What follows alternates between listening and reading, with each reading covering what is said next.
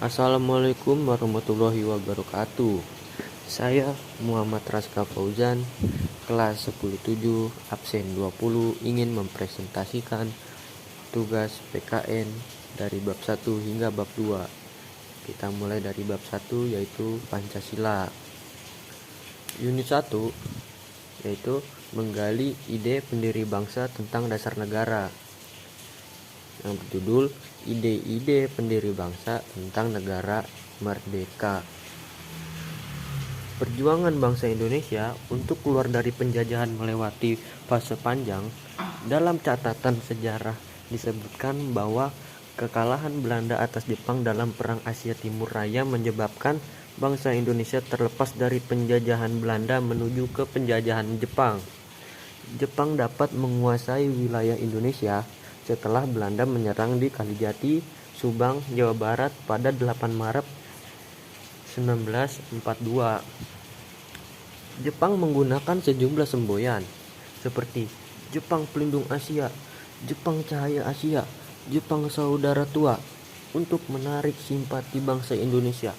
Namun, kemenangan Jepang ini tidak bertahan lama karena pihak sekutu yaitu Inggris, Amerika Serikat, dan Belanda melakukan serangan balasan kepada Jepang untuk merebut kembali Indonesia. Sekutu berhasil menguasai sejumlah daerah, mencermati situasi yang semakin terdesak tersebut. Pada peringatan pembangunan Jawa Baru pada 1 Maret 1945, Jepang mengumumkan rencananya untuk membentuk Dokuritsu Zunbi Tosakai, yaitu Badan Penyelidik Usaha-Usaha Persiapan Kemerdekaan atau yang disebut BPUPK. Jepang pun mewujudkan janjinya dengan membentuk Dokuritsu Zunbi Tosakai, Badan Penyelidik Usaha-Usaha Persiapan Kemerdekaan, pada 29 April 1945 bersamaan dengan hari ulang tahun Kaisar Hirohito.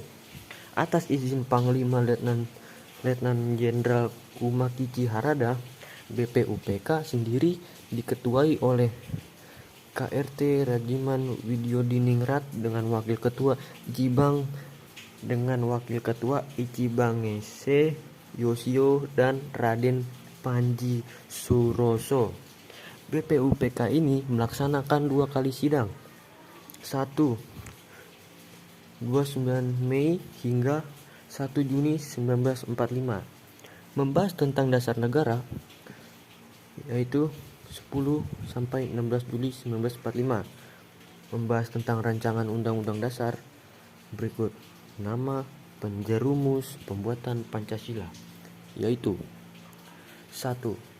Mr. Muhammad Yamin, salah satu tokoh yang menyampaikan pidato pada sidang pertama BPUPK tanggal 29 Mei sampai 1 Juni adalah Muhammad Yamin.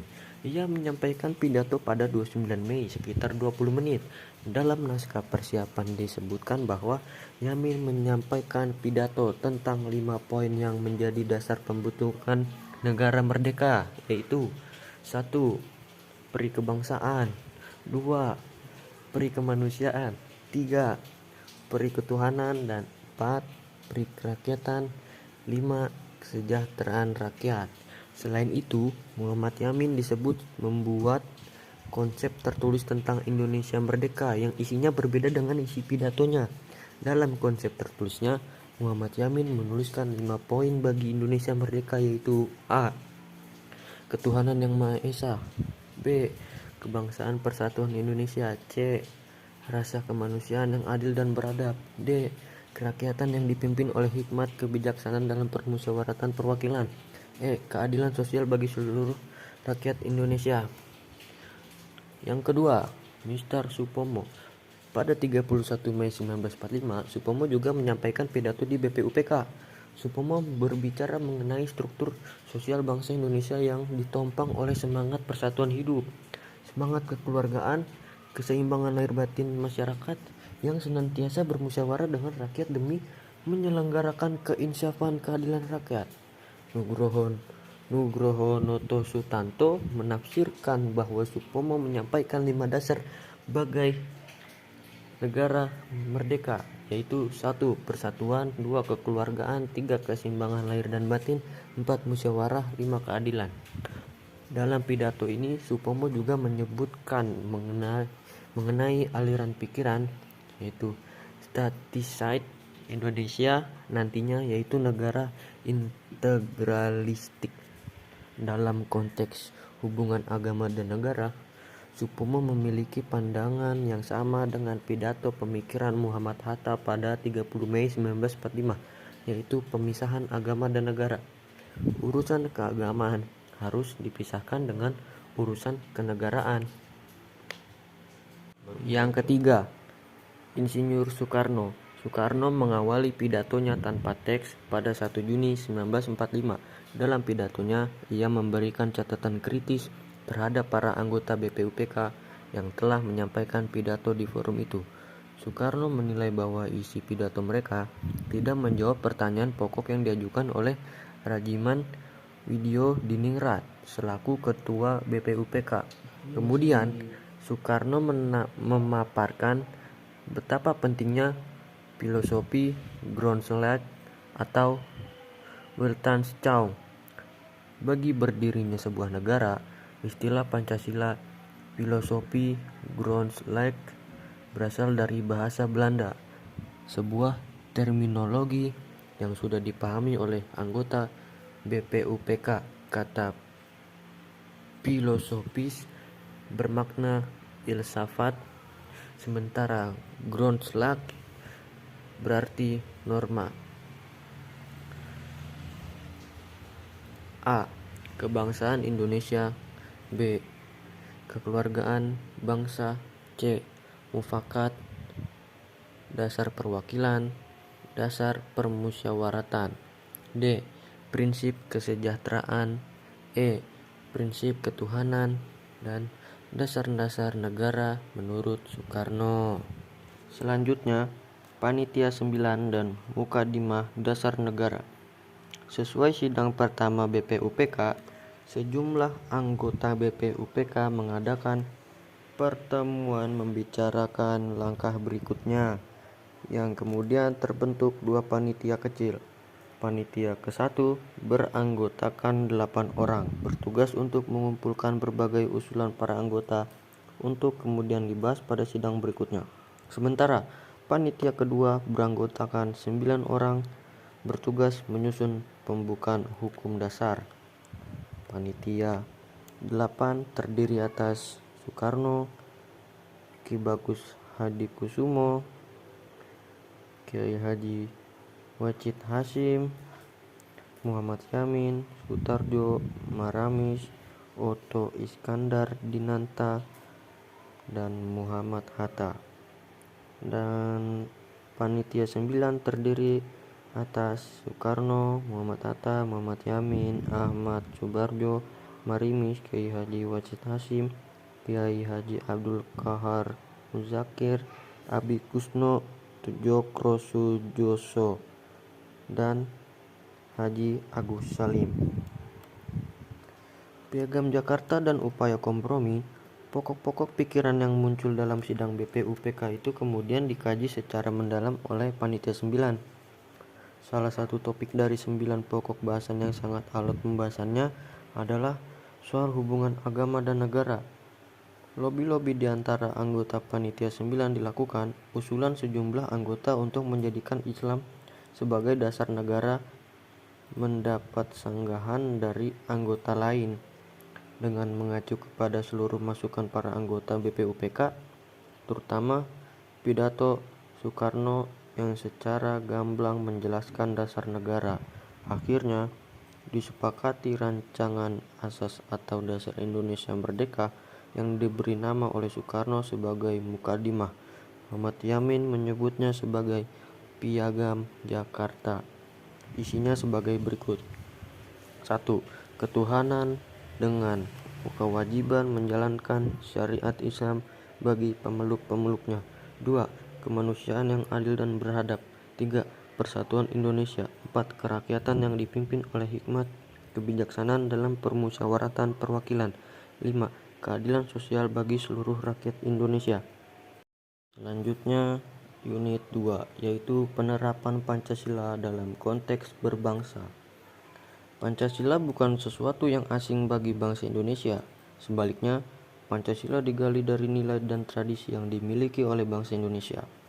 Pancasila bukan sekadar dihafalkan. Logo Pancasila tidak cukup hanya dicantumkan di surat-surat resmi kenegaraan atau buku-buku. Lambang Garuda tidak cukup hanya dipajang di kelas. Lebih dari itu, nilai-nilai Pancasila harus kita terapkan dalam kehidupan sehari-hari. 1. Ketuhanan Yang Maha Esa. Sila pertama ini merefleksikan bahwa bangsa Indonesia adalah bangsa yang percaya kepada Tuhan Yang Maha Esa, sehingga ia dapat melaksanakan ajaran-ajaran agamanya secara nyaman dan sesama tanpa mengalami gangguan. 2. Kemanusiaan yang adil dan beradab. Sila kedua ini memberikan pengertian bahwa setiap bangsa Indonesia dijunjung tinggi, diakui dan diperlakukan sesuai dengan harkat dan martabatnya selaku ciptaan Tuhan Yang Maha Esa. 3. Persatuan Indonesia. Sila ketiga ini memberikan syarat mutlak kepada setiap bangsa Indonesia untuk menjunjung tinggi persatuan. 4. Kerakyatan yang dipimpin oleh hikmat kebijaksanaan dalam permusyawaratan perwakilan. Sila keempat ini menegaskan bahwa segala keputusan di lingkungan masyarakat harus dilakukan dengan penuh hikmat kebijaksanaan melalui mekanisme musyawarah. Yang kelima, keadilan sosial bagi seluruh rakyat Indonesia. Keadilan adalah nilai universal yang harus diterapkan oleh setiap bangsa Indonesia. Keadilan ini tidak hanya terkait dengan keadilan dalam konteks kehidupan berbangsa. Keadilan dapat bermakna bahwa setiap bangsa Indonesia berada dalam posisi yang setara baik terkait dengan martabat, hak, dan kewajibannya. Unit 3 yaitu peluang dan tantangan penerapan Pancasila. Pada era sekarang, berkat perkembangan teknologi informasi, dunia seolah tak berjarak. Kita dapat terhubung dengan siapapun dan dari manapun. Batas wilayah, negara, bahkan dunia dengan mudah kita lipat. Misalnya, kalian yang berada di desa cukup terhubung dengan internet baik melalui handphone, laptop, ataupun komputer. Maka kalian dapat berkomunikasi dengan teman atau orang lain meskipun lokasi kalian berbeda. Kita yang berada di Indonesia dapat melihat dan membaca peristiwa yang terjadi di negara lain. Ini tentu berbeda dengan era awal kemerdekaan, di mana kemajuan teknologi informasi tidak sepesat saat ini. Perkembangan teknologi informasi ini tentu memberikan peluang dan sekaligus tantangan dalam menerapkan Pancasila. Dengan bantuan teknologi informasi, kita dapat mengkampanyekan nilai-nilai Pancasila ke sentro dunia dengan mudah dan cepat. Tak hanya itu, praktik kehidupan kita yang berlandaskan Pancasila juga dapat menjadi inspirasi bagi bangsa-bangsa dunia. Di balik peluang tersebut, tersimpan juga tantangan yang tidak mudah. Karena teknologi informasi, kita dapat terpengaruh hal-hal buruk dari luar yang tidak sesuai dengan Pancasila dan tradisi kita. Karena teknologi informasi pula, hoaks dan ujaran kebencian menyebar sangat masif di media sosial. Selanjutnya, unit 4. Proyek gotong royong kewarganegaraan. Sebagai makhluk sosial, manusia tidak dapat hidup sendiri. Manusia senantiasa membutuhkan bantuan orang lain. Hal ini menjadi fitrah manusia. Oleh karena itu, dalam kehidupan masyarakat diperlukan adanya kerjasama, gotong royong, dan sikap saling bantu untuk menyelesaikan berbagai permasalahan hidup. Dalam Kamus Besar Bahasa Indonesia atau KBBI, kata gotong royong bermakna bekerja sama, tolong menolong, bantu membantu. Kata gotong royong sendiri berasal dari bahasa Jawa, yaitu gotong dan royong. Gotong artinya pikul atau angkat, sedangkan royong artinya bersama-sama. Dengan demikian, secara harfiah, gotong royong dapat diartikan mengangkat beban secara bersama-sama agar beban menjadi ringan. Gotong royong lahir atas dorongan kesadaran dan semangat untuk mengerjakan sesuatu secara bersama-sama, serentak dan beramai-ramai, tanpa memikirkan dan mengutamakan keuntungan pribadi. Gotong royong harus dilandasi dengan semangat, keikhlasan, kerelaan, kebersamaan, toleransi, dan kepercayaan. Gotong royong merupakan suatu paham yang dinamis yang menggambarkan usaha bersama, suatu amal, suatu pekerjaan, atau suatu karya bersama, dan suatu perjuangan bantu-membantu. Dalam gotong royong melekat nilai-nilai Pancasila, yaitu ketuhanan, kemanusiaan, persatuan, musyawarah, dan keadilan sosial yang merupakan landasan filsafat bangsa Indonesia. Selain membantu meringankan beban orang lain, dengan gotong royong kita juga dapat mengurangi kesalahpahaman sehingga mencegah terjadinya berbagai konflik. Gotong royong merefleksikan suatu kebersamaan, merupakan pedoman untuk menciptakan kehidupan yang jauh dari konflik. Di dalam gotong royong terkandung nilai-nilai yang dapat meningkatkan rasa kerjasama dan persatuan warga. Oleh karena itu, melestarikan eksistensi tradisi gotong royong di tengah masyarakat sangatlah penting, terutama pada masyarakat yang majemuk. Sekarang kita masuk ke bab 2, yaitu Undang-Undang Dasar Republik Indonesia. Unit 1, pengenalan konstitusi dalam pengalaman hidup sehari-hari. Ada dua materi utama yang dibahas dalam bagian ini, yaitu Konstitusi UUD NRI tahun 1945 sebagai hukum dasar tertulis dan identifikasi pasal atau ayat dalam Konstitusi UUD NRI tahun 1945 yang terkait dengan kehidupan kita sehari-hari. Konstitusi merupakan pernyataan tentang bentuk dan susunan suatu negara yang dipersiapkan sebelum atau sesudah berdiri sebuah negara. Konstitusi sebuah negara merupakan hukum dasar tertinggi yang berisi tata penyelenggaraan negara. Perubahan sebuah konstitusi akan membawa perubahan besar terhadap sebuah negara, bahkan termasuk sistem bernegara yang semula demokratis bisa menjadi otoriter disebabkan perubahan konstitusi. Konstitusi merupakan hukum yang paling tinggi serta fundamental sifatnya. Konstitusi merupakan sumber legitimasi atau landasan otorisasi bentuk-bentuk hukum atau peraturan perundang-undangan lainnya. Oleh karena itu, konstitusi sebagai hukum tertinggi sebuah negara harus dimaksudkan untuk mencapai dan mewujudkan tujuan tertinggi bernegara. Dalam konteks negara Indonesia, tujuan tertinggi bernegara adalah seperti yang tertuang dalam pembukaan UUD NRI tahun 1945. 1. Melindungi segenap bangsa Indonesia dan seluruh tumpah darah Indonesia. 2. Memajukan kesejahteraan umum. 3. Mencerdaskan kehidupan bangsa. Dan 4. Ikut melaksanakan ketertiban dunia. Ada dua macam konstitusi, yakni tertulis dan tidak tertulis. Indonesia memiliki UUD NRI tahun 1945 sebagai konstitusi tertulis dan konvensi. Dalam Kamus Besar Bahasa Indonesia atau KBBI, konvensi adalah permufakatan atau kesepakatan, terutama mengenai adat, tradisi, dan sebagainya. Konvensi merupakan aturan-aturan dasar yang timbul dan terpelihara dalam praktik penyelenggaraan negara, tidak bertentangan dengan UUD NRI tahun 1945 dan pelengkap dan pelengkap atau pengisi kekosongan yang timbul dalam praktik penyelenggaraan negara.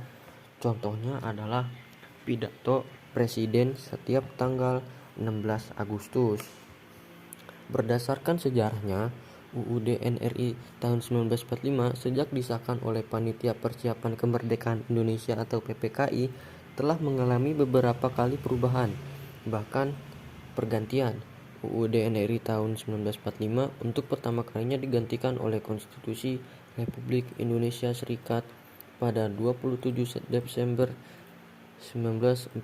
Sejak tanggal 17 Agustus 1950, Konstitusi RIS 1949 diganti dengan UUDS tahun 1950.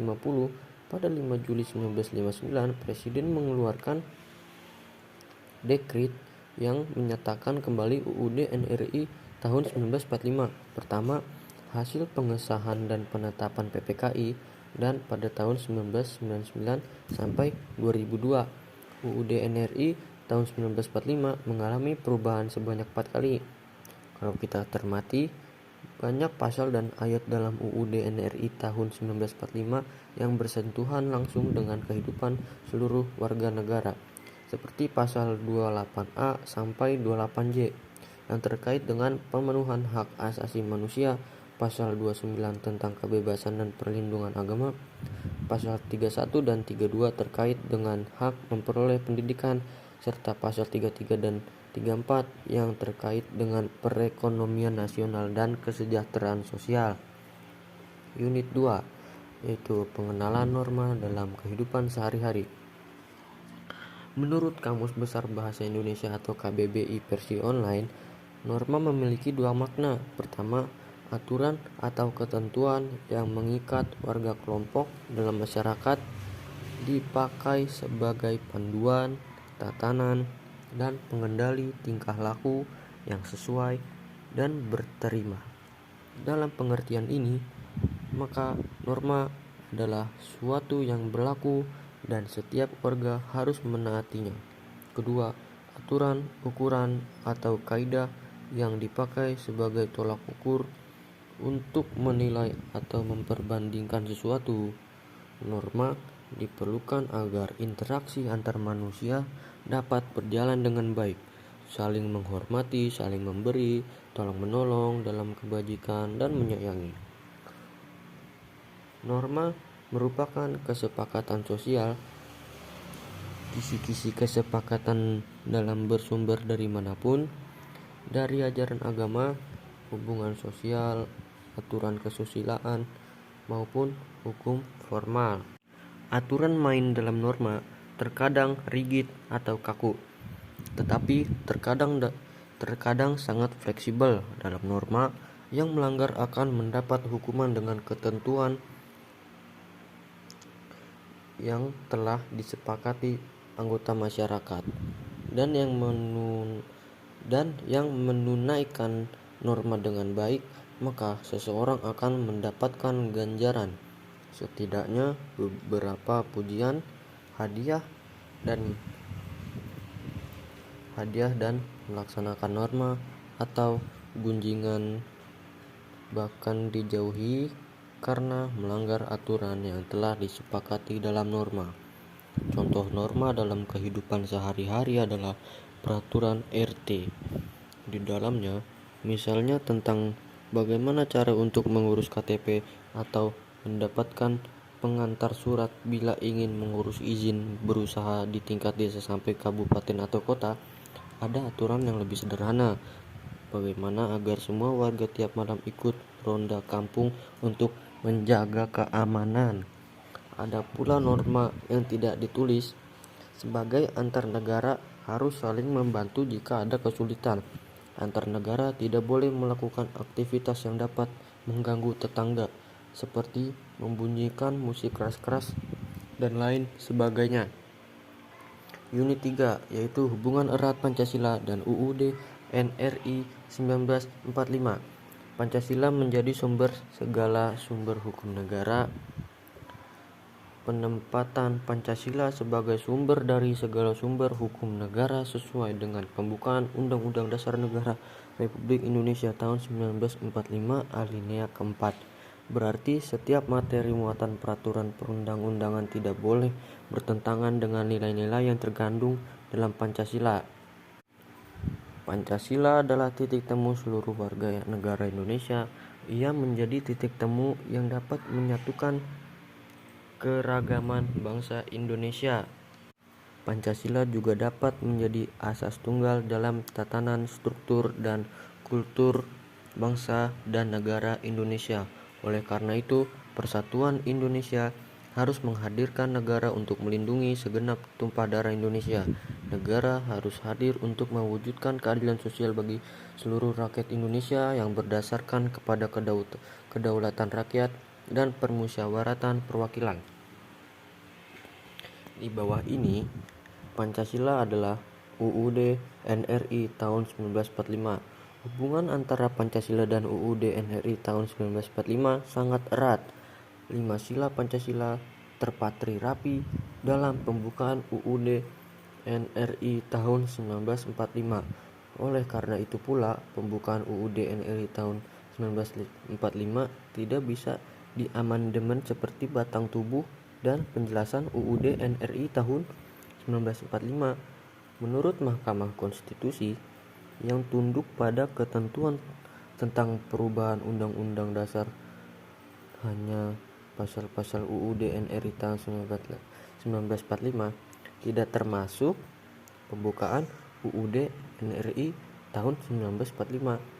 Pancasila adalah bagian tidak terpisahkan dari pembukaan UUD NRI tahun 1945, maka dengan sendirinya tidak terdapat ruang untuk secara konstitusional mengubah Pancasila sebagai dasar negara. UUD NRI tahun 1945 selalu mendasarkan kepada Pancasila dalam pembukaan UUD NRI tahun 1945 beserta rangkaian cita-cita berbangsa dan bernegara, hukum tata negara, tata pemerintahan, hubungan negara dengan warga yang tertulis negara yang diatur dalam UUD NRI tahun 1945. Semua berdasarkan kepada 5 sila Pancasila. Oleh karena itu, UUD NRI tahun 1945 menjadi hukum dasar dalam seluruh peraturan perundang-undangan yang disahkan di Negara Kesatuan Republik Indonesia. Kita dapat menunjukkan beberapa pasal dalam UUD NRI tahun 1945 untuk menggambarkan pasal-pasal yang dirumuskan terkait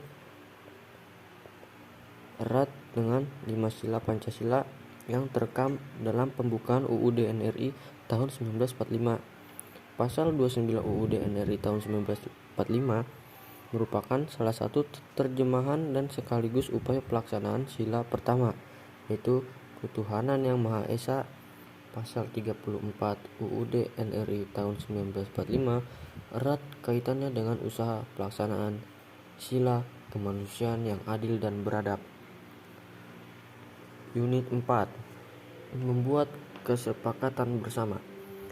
Dalam KBBI, kesepakatan berarti perihal sepakat atau makna konsensus, sedangkan makna konsensus adalah kesepakatan kata atau pemufakatan bersama mengenai pendapat, pendirian, dan sebagainya yang dicapai melalui kebulatan suara. Kesepakatan bersama juga terkait dengan negosiasi. Kamus Besar Bahasa Indonesia atau KBBI mendefinisikan negosiasi sebagai satu proses tawar-menawar dengan jalan berunding guna mencapai kesepakatan bersama antar suatu pihak, kelompok atau organisasi, dan pihak, kelompok atau organisasi yang lain, atau 2. Penyelesaian sengketa secara damai melalui perundingan antar pihak yang bersengketa. Kesepakatan bersama dapat dikaitkan dengan integrasi sosial. Integrasi sosial merupakan proses penyesuaian di antara unsur-unsur yang saling berbeda dalam kehidupan masyarakat sehingga menghasilkan pola kehidupan masyarakat yang memiliki keserasian fungsi. Integrasi sosial diperlukan agar masyarakat tidak bubar meskipun menghadapi sebagai tantangan, baik berupa tantangan fisik maupun konflik yang terjadi secara sosial budaya. Dalam integrasi sosial, kesepakatan bersama mewujudkan dalam bentuk asimilasi atau perbauran kebudayaan dan akulturasi atau penerimaan sebagai unsur asing. Kesepakatan bersama diambil karena sebuah kepemimpinan dari level terkecil seperti antara dua orang atau pihak sampai terbesar di tingkat negara dan dunia. Sebuah kepemimpinan yang mengarah kepada tujuan bersama. Di sana dibutuhkan kesepakatan bersama, tidak lain agar terjadi proses mencapai tujuan secara bersama-sama, saling menghargai, saling mendukung, dan pada akhirnya semua diharapkan akan merasakan hal yang sama ketika tujuan tercapai. Kesepakatan dapat tertulis dan tidak tertulis dalam kehidupan di masyarakat, termasuk dalam lingkungan sekolah. Ada kesepakatan bersama yang diwujudkan dalam peraturan kampung atau peraturan sekolah yang ditulis, ditempel, dan dapat dibaca di berbagai tempat. Sedangkan kesepakatan antar teman sejawat seringkali tidak tertulis. Setiap orang mengandalkan ingatan masing-masing. Hanya saja, dalam proses membangun kesepakatan sering tidak mudah. Terlebih di awal, kita dihadapkan dengan banyak kepala yang memiliki cara pandang dan pikiran berbeda-beda. Kita harus menyesuaikan dengan keragaman dan latar belakang pendidikan sosial dan ekonomi. Kita dihadapkan dengan banyak orang atau pihak yang memiliki kepentingan yang terkadang bertentangan. Unit 5, yaitu produk dan hierarki perundang-undangan. Peraturan perundang-undangan adalah peraturan tertulis yang memuat norma hukum yang mengikat secara umum dan dibentuk atau ditetapkan oleh lembaga, negara, atau pejabat yang berwenang melalui prosedur yang ditetapkan dalam peraturan perundang-undangan. Saat ini kita memiliki Undang-Undang Nomor 12 Tahun 2011 tentang pembentukan peraturan perundang-undangan. Berdasarkan pada pasal 7 ayat 1 Undang-Undang Nomor 12 Tahun 2011, berikut adalah jenis dan hierarki peraturan perundang-undangan yang berlaku di Indonesia. 1. Undang-Undang Dasar Negara Republik Indonesia tahun 1945. 2. Ketetapan Majelis Permusyawaratan Rakyat. 3. Undang-undang atau peraturan pemerintahan pengganti undang-undang. 4. Peraturan pemerintah. 5. Peraturan presiden. 6. Peraturan daerah provinsi. Dan 7. Peraturan daerah kabupaten atau kota. Selain 7 jenis perundang-undangan di atas, Pasal 8 UU Nomor 12 Tahun 2011 juga mengakui jenis perundang-undangan yang lain, yaitu peraturan yang ditetapkan oleh Majelis Permusyawaratan Rakyat, Dewan Perwakilan Rakyat, Dewan Perwakilan Daerah, Mahkamah Agung, Mahkamah Konstitusi, Badan Pemeriksa Keuangan, Komisi Yudisial, Bank Indonesia, Menteri, badan, lembaga, atau komisi yang setingkat yang dibentuk dengan undang-undang dan pemerintah atas perintah undang-undang. Dewan Perwakilan Rakyat Daerah Provinsi, Gubernur, Dewan Perwakilan Rakyat Daerah atau Kabupaten Kota, Bupati atau Wali Kota, Kepala Desa atau setingkat. Unit 6. Hubungan antar perundang-undangan. UU tentang pembentukan peraturan perundang-undangan adalah bagian dari pembangunan hukum nasional. Pembentukan peraturan perundang-undangan dari merencanakan sampai menetapkan, melibatkan legislatif dan eksekutif di tingkat nasional dan daerah, juga partisipasi masyarakat. Diharapkan masing-masing produk perundang-undangan dapat sinkron dan saling melengkapi, sehingga dapat menunjang pembangunan bangsa dan negara.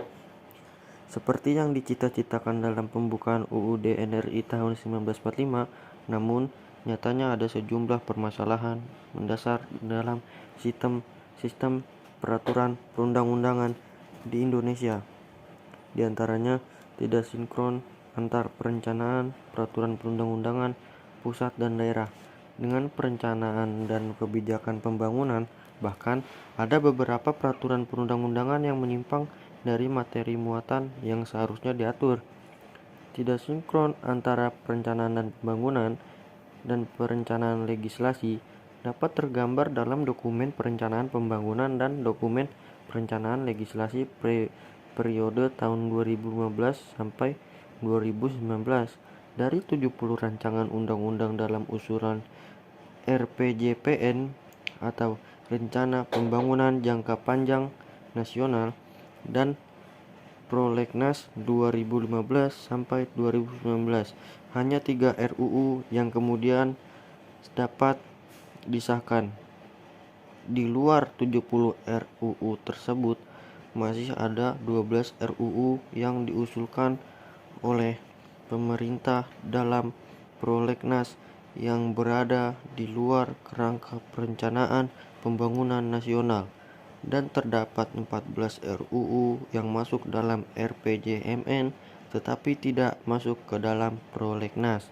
Selain itu, ada banyak peraturan perundang-undangan seperti peraturan daerah (Perda) yang bahkan bertentangan dengan peraturan perundang-undangan di atasnya.